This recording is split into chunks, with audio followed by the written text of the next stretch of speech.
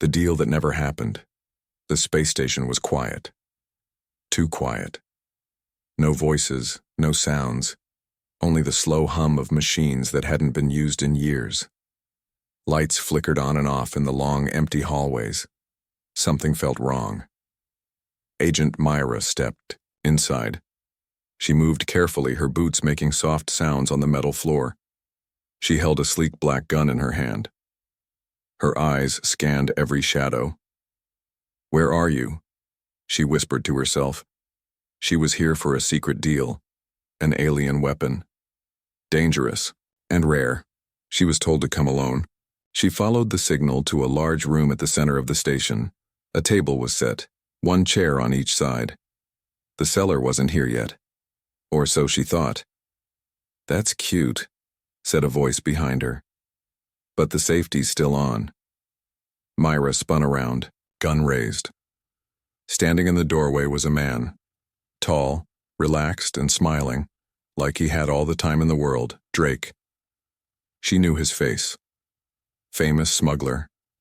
Dangerous, clever, and always one step ahead. "What are you doing here?" she asked, lowering her gun just a little. "Same as you," Drake said, walking in. "Came for the prize. The alien tech." "This was my deal," she said. "Funny," he said, sitting in one of the chairs. "Because I got the same message. Same time, same place." They stared at each other. Neither trusted the other. Both were armed. Then a low mechanical sound filled the room. The door behind them opened. A tall alien stepped inside. Long arms, sharp fingers, and skin like stone. It spoke in a deep voice. "You both came. Interesting." "We were told this is a one-person deal," Myra said. "Plans changed," the alien replied. "Double the bidders, double the profit." The alien placed a metal box on the table. Inside is the weapon. Old, powerful, and not made by any known race. Payment first. Drake reached into his coat and pulled out a small case of glowing blue crystals. Alien currency. He placed it on the table. Myra opened a device on her wrist and transferred credit silently. The device beeped. The alien looked at both payments, nodded. Deal complete. It reached for the box. Then, everything went wrong. The lights shut off. Total darkness. A sharp sound, like a cut in the air. Then a scream. When the lights flicked back on, the alien was dead. Its throat was sliced open. The box was gone. Drake was on his feet, gun raised. Myra stood across from him, eyes wide. "You didn't," she started. "No," Drake said. "Did you?" "No." They looked at each other. The body on the floor, the missing box. Someone else was here. Suddenly the lights flickered again. Footsteps echoed in the hallway outside. "We need to move," Myra said, stepping back. "Agreed," Drake said. "But next time, I get to sit facing the door." They moved out of the room together. "Guns ready?" In the hallway, they found a small device blinking on the wall. It wasn't there before. "A tracker?" Myra asked. "Worse," Drake replied. "It's a jammer. Someone made sure we couldn't call for help, so we were both set up." "Seems like it." They moved deeper into the station. The old systems were turning on, slowly and by themselves. Doors opened on their own. Screens blinked to life. Something was inside the system. "I don't like this," Myra said. "You don't say," Drake muttered. They found another dead body. One of the station's old security droids. Torn apart, wires still sparking. Whatever killed that alien. It wasn't human, she whispered. And it's still here. They reached the main control room. Drake hacked into a panel. Someone sent fake messages to both of us, same time, same place. Whoever did this wanted us here. But why? Before Drake could answer, a soft voice came from the station speakers. "You're both exactly where I want you." Myra froze. "Who's there?" she shouted. No answer. Just soft laughter through the speakers. Drake looked at her. "We walked into a trap. But the weapon, someone already has it." They stood there, in the middle of the dead station, knowing they weren't alone. The hunt had begun. The weapon that shouldn't exist. The alarm was still ringing when Myra and Drake ran through the rusted hallway. The red emergency lights flashed, like angry eyes one after another. Shadows moved on the walls, but nothing followed them. Not yet. This isn't just a trap, Drake said, breathing hard. This is a setup made by someone who studied us. Myra kept her gun ready. Her face was calm, but her heart was racing. Then they made a mistake. Drake glanced at her. How so? They left us alive. They entered a dark control room. Broken screens, old wires. This place hadn't been touched in years until now. Someone reactivated the station, Myra said. But why lure us both here? Drake opened a panel and connected his wrist device. A flood of data appeared, blinking fast. Because we're not just enemies, he said. We're test subjects. What? This station was used for experiments. Look. He showed her logs. Psych tests, memory scans, and this, he pointed to a file titled Project Voice. Myra opened it. Inside were notes in 2 languages, human English and an unknown alien script. Translation lines filled the screen. Weapon linked to thought. Responds to instinct. Cannot be controlled by logic. Only rage or fear activates full power. A weapon that listens to emotion, Myra whispered. That's impossible. No, Drake said. That's human. They both looked at each other. Then, as if pulled by something unseen, they followed the flickering lights deeper into the station. 10 minutes later, they entered a sealed chamber marked with warning signs. The air was cold. Dust floated like ash. In the center stood a large pod shaped like a coffin. It was cracked open. Inside, nothing. But beside it, they found something that stopped Myra's breath. A small data pad. Her brother's name was on it, Agent Alex Rohn, Clearance Alpha, entry date 12 years ago. She stared at the screen. My brother was here, she said softly. He didn't disappear in battle. He was brought here. Drake's expression changed. He looked at her, serious now. Myra, you need to know something. What? This weapon. They tested it on humans, not enemies, not criminals, soldiers, agents. And you knew? I knew the rumors. Never believed them until now. She turned away. Her hands trembled, just a little. He was looking for something, she said. A hidden truth. Maybe this was it. Maybe he found it, Drake said. And maybe it found him. As they moved further, the ship shifted. It groaned like something waking up after a long sleep. They entered another chamber. This one had alien carvings on every wall, spirals, stars, and what looked like a human handprint. This isn't alien tech, Drake whispered. This is ours. Or at least it used to be. Suddenly, the room lit up. A hologram appeared in the air. It showed a map of the galaxy. Then it zoomed in to a dead star system, completely blacked out from charts. Coordinates appeared. Destination locked, the voice said. Origin of the weapon, Planet Echo 7. That system doesn't exist anymore, Drake said. It was erased by the Union after the last war. Then we're going, Myra said. Before Drake could argue, the station began to shake. From the hallway came the sound of metal feet, not one, not two. Many. Drake grabbed his gun. We've overstayed our welcome.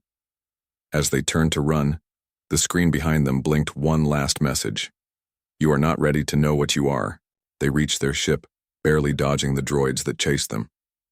Myra fired back while Drake activated the launch. As the ship left the station, the metal arms of the station reached after them like claws, but missed. Inside, breathing. Heavy, Myra sat on the floor. They killed him, she said. They used him. Drake didn't answer. He stared at the hologram on the screen, replaying the same words, responds only to rage or fear. Later, as they traveled through space, Drake found something in the data logs, a list. He read out loud, Subject 1, terminated. Subject 2, unstable. Subject 3. He stopped. Myra turned to him. What? He looked at her, eyes serious. Subject 3. Myra Rown. Silence. They tested it on you, he said. You were part of this all along.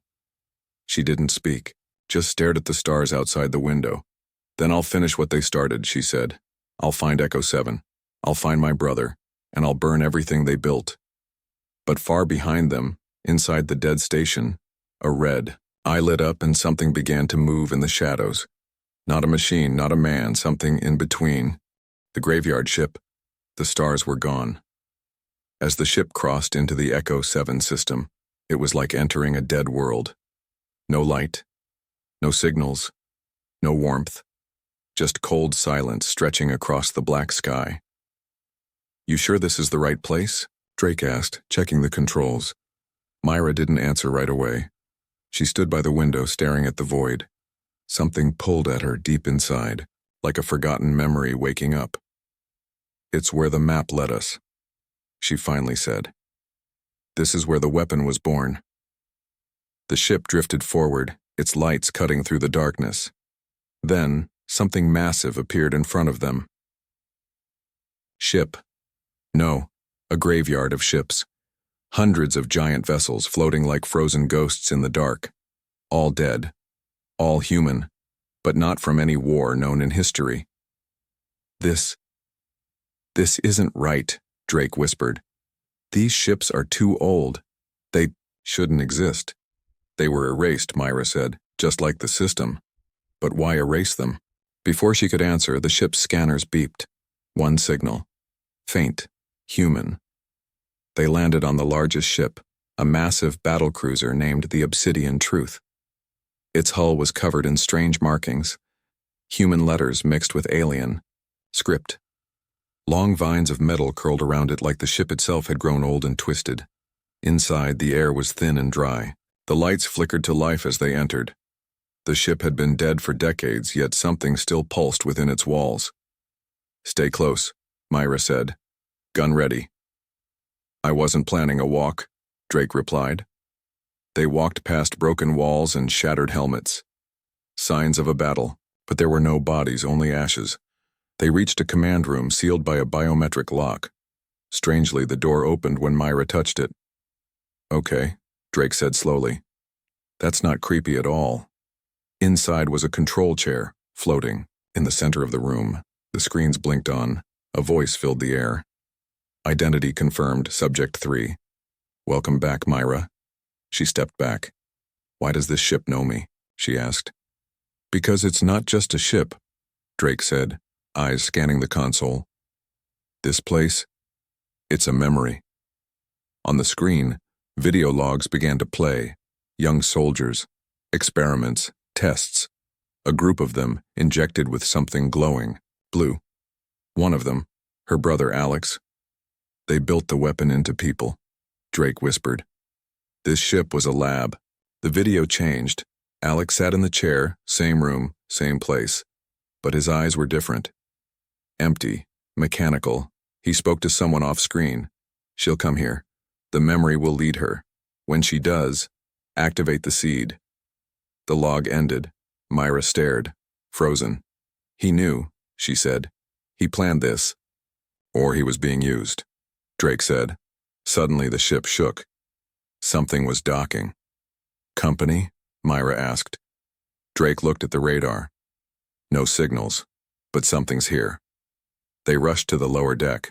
What they saw stopped them cold. Door opened, and a man stepped through, his face, his voice. Hello, sister. Alex stood before them. Not aged a day, not even a scratch. Myra raised her gun. You're not him. I am, Alex said calmly. But not only him. He stepped forward. They built me from pain, from rage, from the things they cut out, of people like us. The project was never about saving humanity. It was about controlling it. Myra's hands shook. Why bring me here?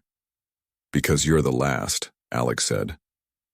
The last carrier, and the weapon needs both of us to wake up. Before they could react, the floor lit up. Blue energy pulsed beneath their feet. You feel it, don't you? Alex whispered. The voice inside your blood. Myra's head throbbed. Her vision blurred. She dropped to one knee. Drake tried to pull her back. Alex raised a hand. Drake flew across the room like a rag doll, crashing into the wall. Don't fight it, Alex said. You're not human anymore. You never were. Then, suddenly the energy stopped. Myra looked up, eyes glowing faint blue, but she wasn't smiling. You're wrong, she said. I'm more human than you'll ever be. She pulled the trigger. A bullet slammed into Alex's chest. He stumbled but didn't fall. Instead, he smiled. Nice try, he said. But the safety's still on. The lights exploded, darkness, and then silence. In the black, a machine voice spoke. Stage 1 complete. Weapon syncing begins now. The man who should be dead. The lights returned slowly. Dim and cold. Myra woke up on the floor, her head pounding, ears ringing. Everything around her was flickering, walls bending, shapes twisting. For a moment, she couldn't tell what was real. Drake lay beside her, unconscious but breathing, and standing across the room untouched was Alex, her brother, the man who should be dead. You're stronger than I expected, he said softly. But not ready yet. Myra rose to her feet, gun in hand. Don't come closer, she warned. Alex raised his hands. I'm not here to hurt you, Myra. Not now. I need you alive. You're not my brother. I am. But I'm also something more. He walked slowly around the room. The blue lights followed him like shadows. 12 years ago, I found the source of the weapon. I thought I could control it. Instead, it rewrote. Me, my thoughts, my memories. Some of me survived, most didn't. Myra shook her head. They turned you into a machine. Alex smiled, but it was hollow. No, not machine, not human. I became what they were trying to build, the carrier. The weapon was never an object. It was always alive. It just needed the right host. He looked straight at her. And now, it needs you too. Drake groaned, sitting up. Okay. Someone please tell me why everyone in this family is insane. Alex didn't even glance at him. You can leave, Drake. You're not needed. Not anymore. Yeah, well, Drake muttered, brushing off his jacket. I've been thrown out of better parties. Myra stepped forward, ignoring the tension. You brought me here to finish the process, didn't you? Alex nodded. This ship is the final key. It's linked to us, to our blood. Our minds can unlock its full power. Not weapons, not buttons. Just connection. The floor below them shifted. The ship's core opened. A giant glowing sphere appeared, floating in the air like a heart made of stars. This is the voice, Alex said. The weapon. It listens. It learns. And when it joins with us, it will speak. Myra stared at it. What does it want? Balance, Alex said. And revenge. Suddenly, images flooded her mind. Wars, betrayals, Earth in flames, humans being used as tools. The real history. Buried, erased. She gasped, falling to her knees. Alex rushed to her. Don't fight it, he whispered. Let it show you the truth. But she pushed him back, breathing hard. Truth isn't enough, she said. If we use this, we'll become just like them. Alex's face changed. His voice grew colder. We already are. Drake stepped forward now. You said you became something else, but you're still following orders, just different ones. The weapon didn't set you free, Alex. It owns you. Alex's eye twitched. For a moment, it looked like he was struggling. Like the old Alex was trying to speak. It's not control, he said slowly. It's purpose. No, Myra said. It's infection. She raised her gun again, but the weapon in the air responded. Blue light shot out, freezing her in place. Alex looked sad. I didn't want it to end this way, but just before the light reached her heart, Drake fired. Not at Alex, at the sphere. A crack appeared in the glowing surface. The weapon screamed. A voice, deep and ancient, echoed through the ship. Split detected. Connection unstable. Rebooting. Alex, staggered, holding his head. "What did you do?" he shouted. "Hit the reset button," Drake said, dragging Myra away. The ship began to collapse around them. Sirens, explosions, energy blasts ripping through metal. They ran. Doors slammed shut behind them. The ship was dying, but not quietly. It fought back. One hallway turned into a wall of moving spikes. Another was filled with smoke and fire. They made it to the hangar just in time. Drake jumped into the pilot seat. Myra collapsed beside him. "What about him?" Drake asked. Myra didn't answer. She looked back. Alex stood in the fire, the weapon behind him cracked but still glowing. He stared at them. Not angry. Not afraid. Just lost. They escaped. Barely. As their ship flew out into space, the graveyard behind them began to light up. Ships that hadn't moved in decades were waking up, one by one, and far in the darkness. Something old watched from beyond the system. It spoke in a language that wasn't meant for humans. The carriers are active. Phase 2 begins. On the ship, Myra sat in silence. "He's still alive," she said. "I know," Drake replied. "And the weapon?" "It's not done." "No," Drake said. "But neither are we." Myra opened the cracked data drive she pulled from the obsidian ship. Inside, coordinates. Not just one location. Not just one weapon. There were more. Betrayals and brainwaves. The silence in the ship was heavier than space itself. For hours, Myra stared at the data drive in her hand, watching the broken code flash across the screen. Each line whispered a warning. Each map point pulsed with risk. This wasn't just one weapon. This was a network. "How many more?" she whispered. Drake leaned against the control panel, arms crossed. 8 locations, 8 ancient sites. And if Alex is right, each one holds a part of the weapon. "And he already activated one," she said. "That's all it takes to wake the rest." Drake didn't respond. His jaw tightened. There was something on his mind. Finally, he spoke. "We can't fight this alone." Myra looked at him. "You want to involve the Alliance?" "No," he said. "I want to involve someone who actually knows how these things work. The people who built the first firewall against it." "The Mind Lab?" Drake nodded. "They're gone," she said. "They were shut down 10 years ago." "Not all of them," Drake said. "One survived, and she owes me a favor." They changed course, flying into an asteroid belt where no signals could reach. Hidden deep inside a rock shaped like a skull was a forgotten lab, cold, dark, and alive with secrets. Dr. Enaveras greeted them with a pistol and a smile. "You brought the girl," she said, pointing the gun at Myra. "Didn't think you'd be that stupid, Drake." "Hello to you, too," he muttered. Myra didn't flinch. "You know me?" Enna's eyes scanned her slowly. "You're not just a carrier. You're the seed core. The weapon's heart. Not a weapon," Myra snapped. "Not yet," Enna replied. "But you will be." Inside the lab, Enna connected Myra to a neural scanner, an ancient machine that could read the deep layers of the mind. Cables locked around her head.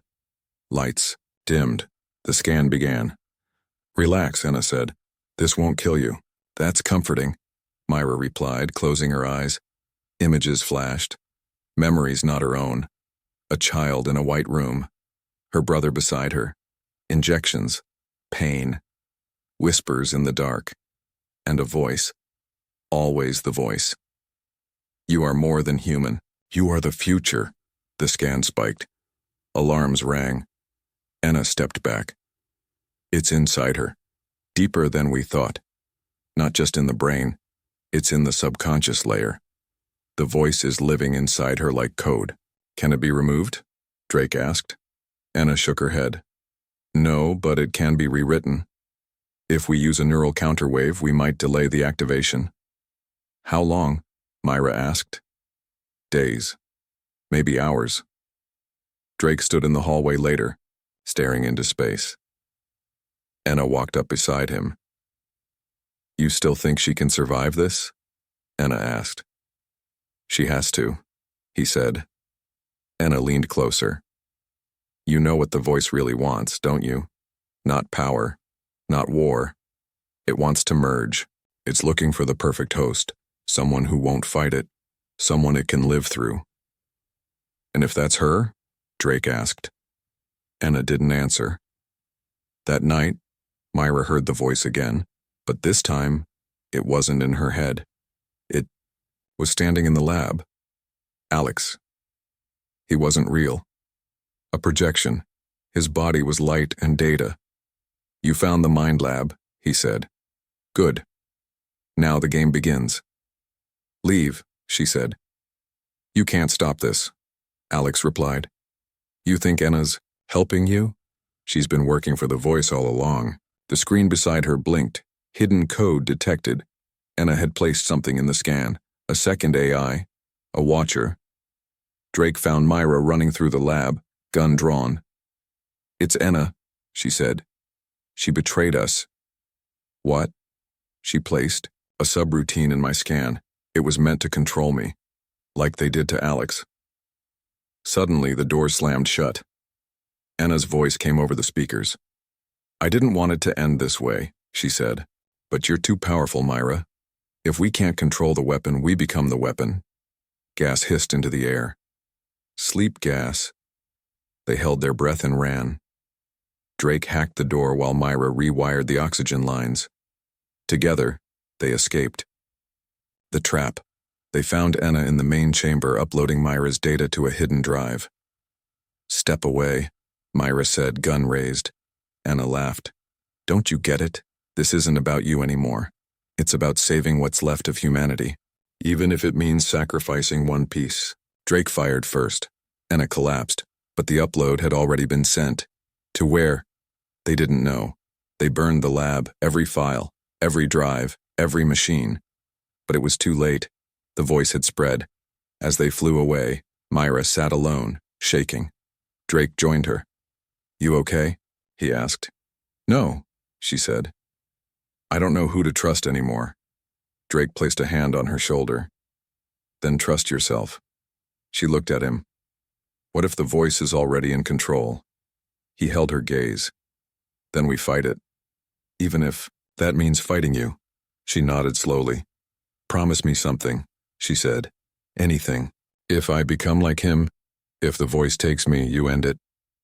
Drake's voice was quiet. I promise. Behind them, deep in the stars, a hidden receiver blinked. Someone had received the stolen data, and in the shadows of a cold planet, the second carrier woke up. When gods wake up, the transmission that left Anna's lab didn't go to a man. It didn't go to a station. It went to something older than both. Beneath the ice of a dead planet, buried deeper than light could touch, an ancient machine opened its eyes. Carrier signal received. Host confirmed. A pod unfolded, and from within it stepped the second. Meanwhile, in orbit around a dying star, Myra and Drake floated in silence. Neither had spoken in hours. The betrayal at the lab had broken something deeper than trust. It shattered their idea of what this fight really was. You ever wonder, Drake finally said, if we're not the heroes of this story? Myra looked at him. Her eyes were tired, not weak, burdened. Maybe there are no heroes left. She placed a chip on the dashboard. This is what Anna was trying to send, she said. A location. Something she called Origin Stone. Sounds lovely, Drake muttered. Probably guarded by space dragons. Or worse, Myra said. The truth. They followed the coordinates to a dead zone in space. No stars, no planets, no sound. Until something massive faded into view. Not cloaked, not hidden. Simply forgotten. A black structure the size of a moon, shaped like a spiral, hovering in nothingness. What is that? Drake whispered. A temple, Myra said, reading the old signals.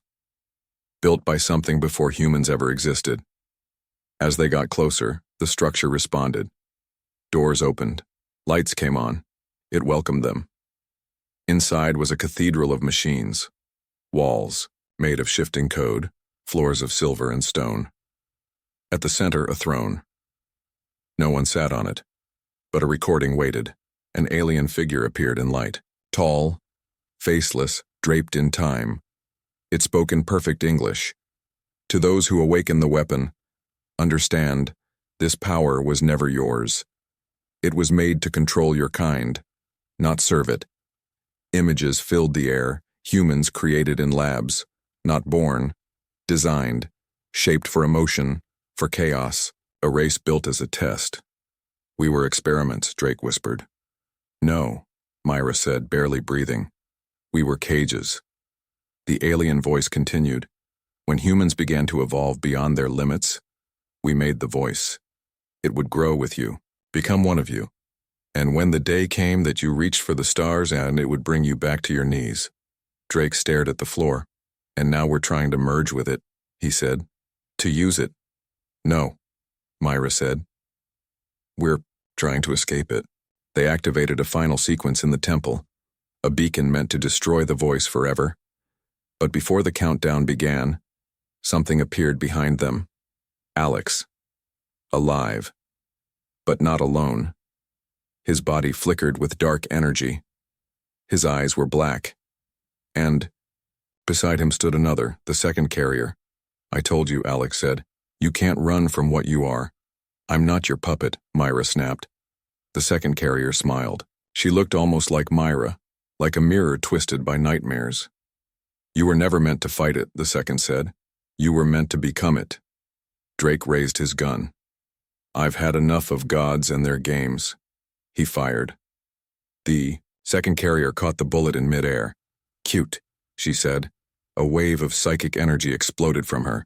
The temple cracked. Walls screamed. Alex lunged at Myra. Fast, inhuman. They fought, not just with fists, with thoughts, emotions, memories. Each strike between them triggered echoes of the past. Childhood laughter, training missions, quiet dreams. All turned to ash. You're still in there, Myra cried. I know it.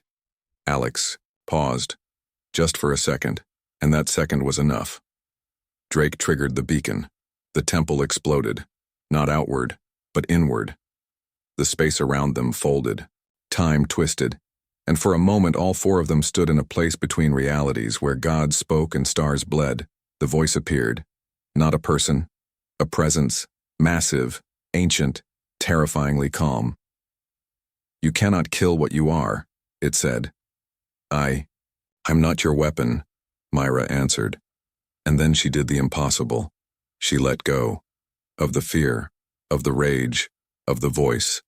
And it broke. The second carrier screamed. Alex fell to his knees, gasping. What did you do? He asked, barely able to speak. Myra walked to him. I freed you. They escaped the collapsing temple in silence. No victory. No celebration. Just survival. On the ship, Alex slept. No longer a monster.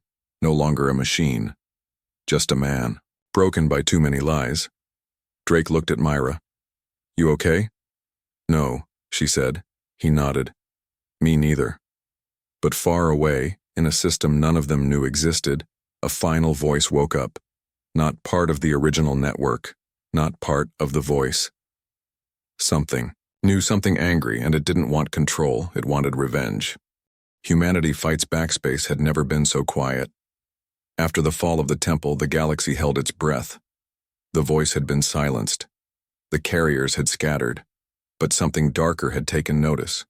Something watching from beyond the edge of mapped space. And it was waking up. On board a hidden station orbiting a rogue moon, Myra stood alone, watching the stars through a wide glass window. She looked different now.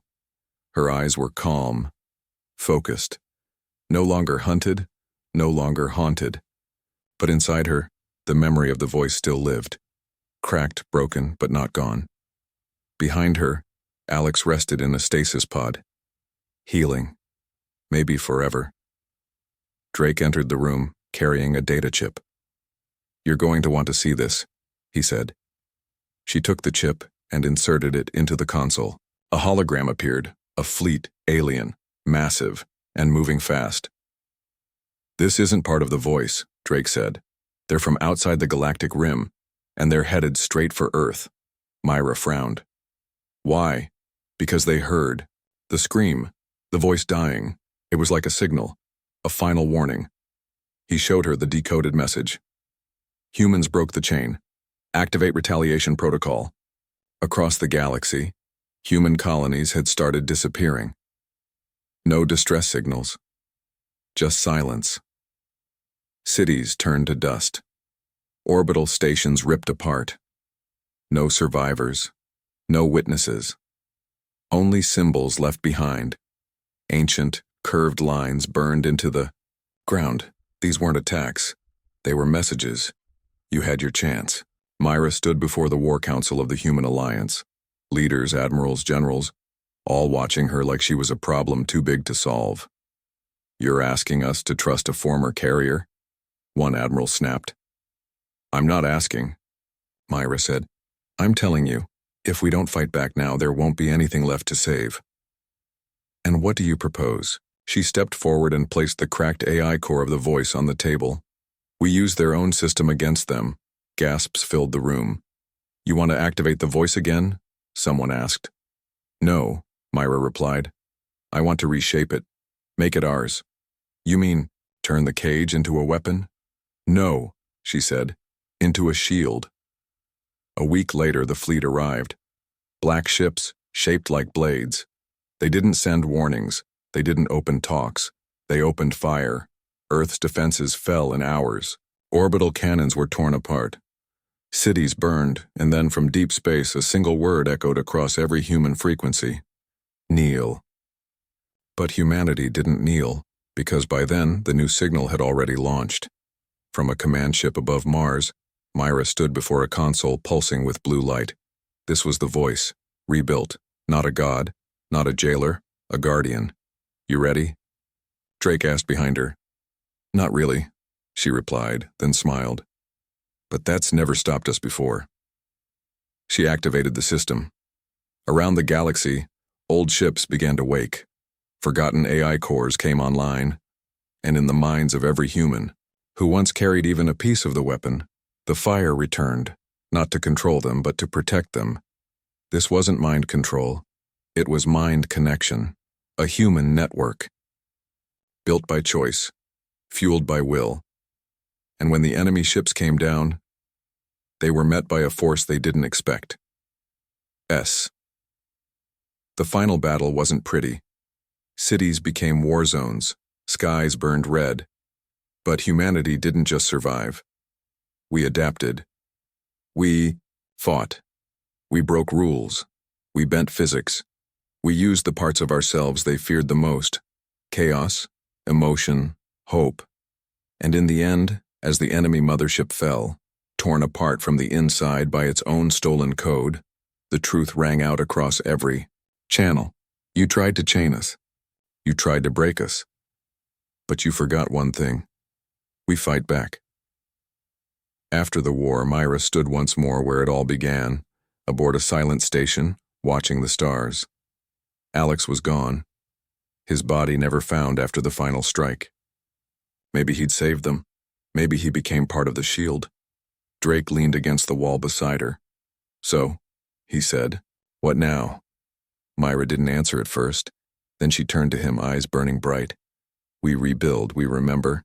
And if anything like this ever rises again, she smirked. We make sure the safety's off. Final scene. A distant galaxy. A group of alien leaders watching the footage of their fallen fleet. One turns to the others. They weren't supposed to win, he says. An elder alien leans forward. They weren't supposed to remember what they were. And now? The elder pauses. Now we prepare for war. Ashes speak louder, 6 months after the fall of the alien fleet. The skies were quiet, too quiet. Earth had survived, but it didn't feel like a victory. Cities were still smoking. Oceans were darker. The stars, once symbols of hope, now looked like eyes that never blinked. And beneath all the silence, something stirred, not above, below. In the ruins of Berlin, a recovery team found something impossible. A man, buried under glass and ash, no ID, no record, not even a heartbeat. Yet when they touched him, he opened his eyes. Myra hadn't slept in days. Since the war, she had become something like a myth. The voice breaker, the woman who killed the system. Half the galaxy owed her. The other half feared her. But now she felt something new, a pull, not from the stars, from the ground, from Earth itself. Drake entered her bunker holding a tablet. "You need to see this," he said. She looked up. "Please tell me it's not another fleet." "Worse," he said, "someone's waking up." "Who?" "That's the problem. No one knows who he is, but he has memories he shouldn't." He placed the tablet down. A video played. The man, from Berlin, strapped to a table surrounded by doctors, calm, emotionless. He spoke one sentence: "The Earth is bleeding, and only the dead can hear it." They flew to Berlin in secret. The facility was under lockdown. When they arrived, every doctor was gone, not killed, missing. The only sound was a heartbeat. Slow, strong, and when they reached the central chamber, the man was standing, awake, waiting. He turned to them. "Myra Roan," he said. Her blood froze. "How do you know my name?" "Because I remember your birth," he replied. "And I remember your death." She raised her gun. "I'm not dead. Not yet." Drake stepped forward. "Who are you?" The man looked at them. "I am the echo of everything you've forgotten." They tried to take him into custody, but as they moved, the facility lights dimmed. Gravity twisted. Walls bent inward. Myra blinked, just once, and when she opened her eyes, the man was gone, but on the wall, a single phrase had been burned. "Into the concrete. Ash is memory, and memory cannot stay buried." In orbit on the edge of a repaired station, the old AI core of the voice flickered. Dormant since the end of the war, until now, suddenly, a pulse, not code, not data, a whisper. Echo match detected. The system tried to contain it, but instead, it split open.